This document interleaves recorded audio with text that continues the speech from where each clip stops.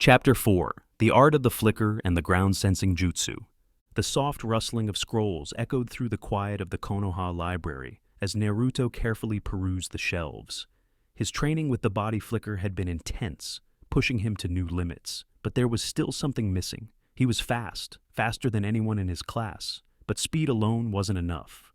The more he trained, the more he realized that his movements were becoming too quick for even his own senses to keep up with.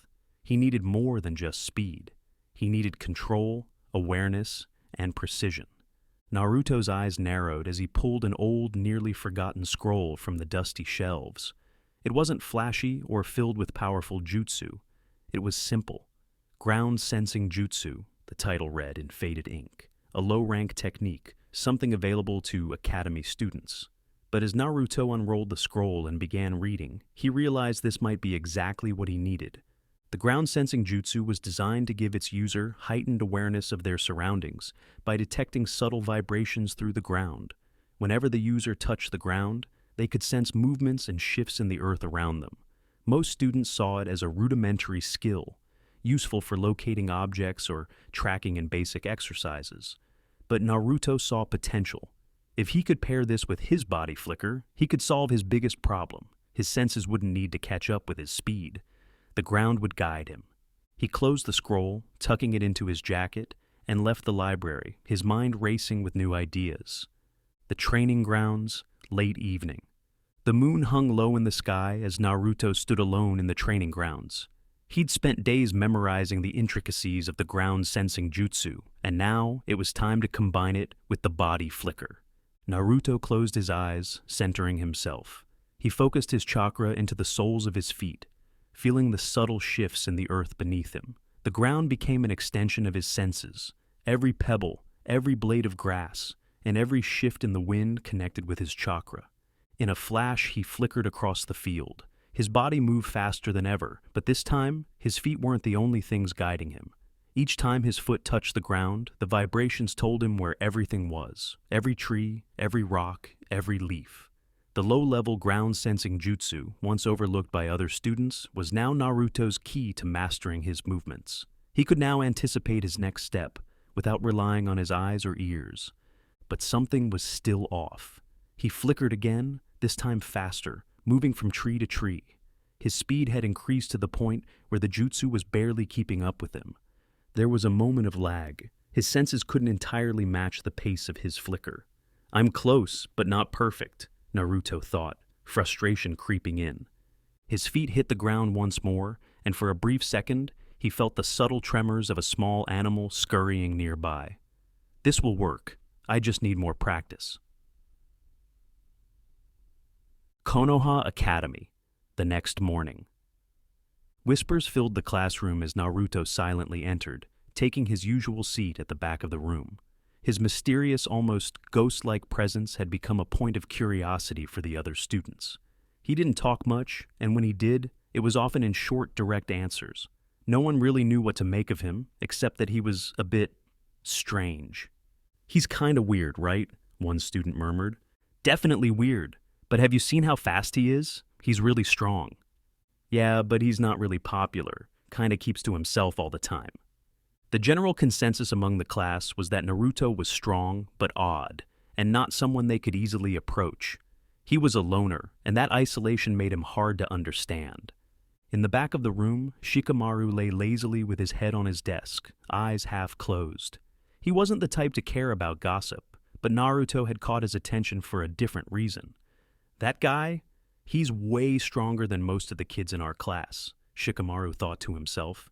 He might not be flashy like Sasuke, but Shikamaru could tell that Naruto was thinking on a deeper level, especially with how he moved in combat. Sasuke, sitting near the front of the room, overheard some of the whispers. His eyes narrowed, his mind trailing back to the recent comparisons he'd overheard between Naruto and his older brother, Itachi. It irritated him. Naruto was nothing like Itachi. But still, something about Naruto's movements and training had bothered Sasuke.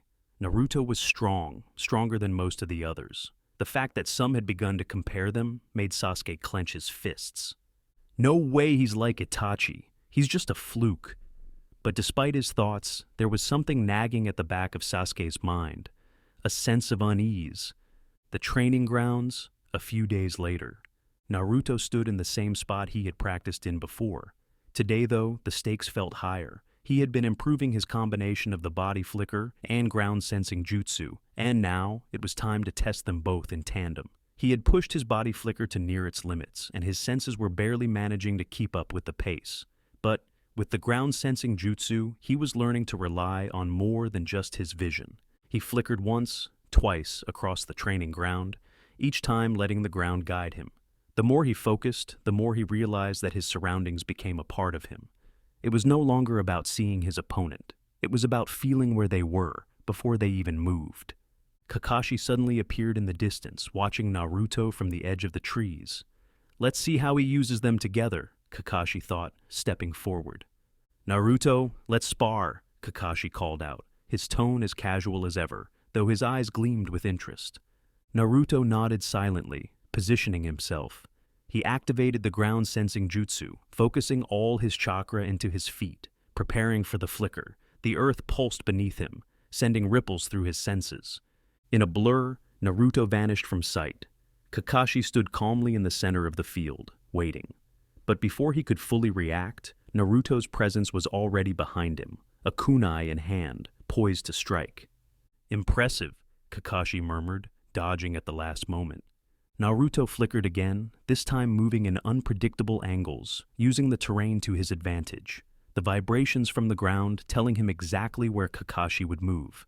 Each step was planned, each flicker more precise. Kakashi's sharp eyes could barely keep up, and he realized how quickly Naruto was adapting to the feedback from the ground-sensing jutsu. For several minutes, they exchanged attacks, Naruto vanishing and reappearing, Kakashi countering and evading. Naruto's movements were now fluid, the combination of his speed and sensing making him difficult to predict. "You've got good instincts, Naruto, but be careful. Your body can only handle so much speed," Kakashi advised, dodging another flicker. "You're moving faster than your senses can fully keep up with. Even with the ground-sensing jutsu, if you push yourself too far, you could lose control." Naruto listened, his breathing steady, taking in each word. His silence was his way of acknowledging the advice. With every tip Kakashi gave, Naruto adjusted immediately, applying the feedback in real time. Kakashi leaped back, creating distance, his eyes narrowing. "At this rate, I'll need to start using my Sharingan soon just to follow you." Naruto, ever silent, flickered once more, this time his speed nearly undetectable as he blended the jutsu with Shisui's tactics of deception. His training was paying off, and while he still had a long way to go, he was quickly becoming a force to be reckoned with, one that even Kakashi knew would be dangerous in the future.